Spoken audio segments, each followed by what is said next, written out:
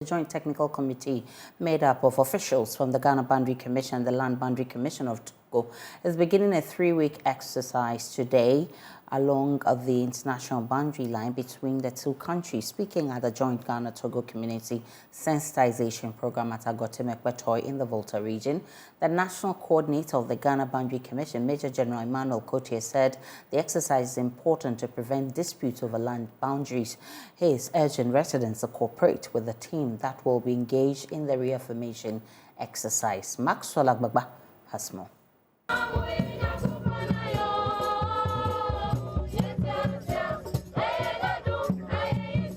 Some students of the Agotimas Yope SHS singing at the sensitization program that brought together opinion and traditional leaders, residents living along the international boundary line between Ghana and Togo, government officials, school children, and more. The sensitization exercise aims to make residents living around the Agotimas Yope section of the Ghana-Togo international boundary line aware of the replacement of the boundary pillars by the Joint Land Boundary Re-Affirmation Technical Committee from the 5th to the 27th May.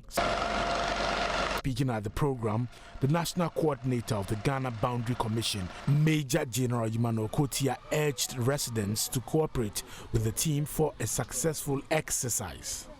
A technical committee, a joint technical committee between Ghana and Togo Boundary Commission is going to undertake this exercise from tomorrow, and this committee will be identifying all tempered, remove or destroyed boundary pillars within the demarcated line. Let me stress, within the demarcated line. We are not going to redemarcate the boundary. The old boundaries stay, but we are going to identify the boundary pillars that are destroyed, that has been tempered, that has been removed. The aim of the reaffirmation is to replace all tempered, destroyed, and removed boundary pillars. In addition to this, we've realized that most of the population along the border communities sometimes have a difficulty of identifying where the boundary line is. And for that matter, sometimes they stray without them knowing into the territory of another country or another state.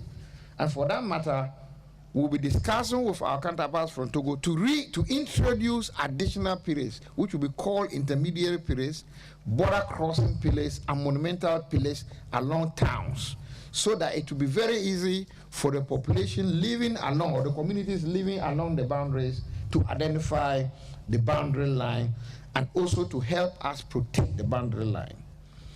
We would require, therefore, from traditional leaders, opinion leaders, to help us educate the population along the communities that, one, they'll be seeing a team going around these boundaries within the next 3 weeks.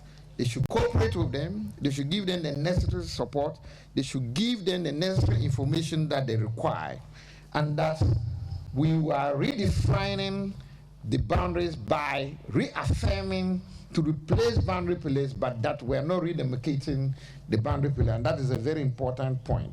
He says the reaffirmation exercise will also help prevent disputes between the two countries. Importance is clearly to make sure that there is no doubt so far as the international boundary line is concerned.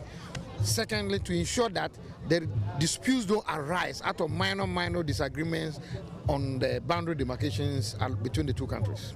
Deputy Minister of Lands and Natural Resources in charge of Lands and Forestry, Benito Owusu-Bio, says most of the boundary markings that define the land boundary between Ghana and Togo, among others, have been destroyed by environmental and human factors, such as erosion, tampering, or outright removals. Effects of these have been the eruption of conflicts in many communities along the international boundary line. My dear chiefs and people, we are all one people with shared cultural and social beliefs and even family ties. These similarities are what should define us as a people and not the invincible boundaries created years back. Distinguished ladies and gentlemen, I would like to express my profound gratitude to the Ghana Boundary Commission and the National Land Boundary Commission of Togo for the good work they are undertaking for their respective countries. I was very pleased when news reached me on efforts to coordinate today's sensitization activity, as I am well aware of the impact that this will have in ensuring the overall peace and unity and security of all communities. I want to utilize this opportunity to commend both commissions for their dedication towards ensuring the proper management and safeguarding of the Ghana-Togo land boundary. I encourage you to continue with the good work. Major General, just yesterday I received a letter from the President of the Republic of Ghana congratulating you for the good work that you are doing. Kindly continue with that work.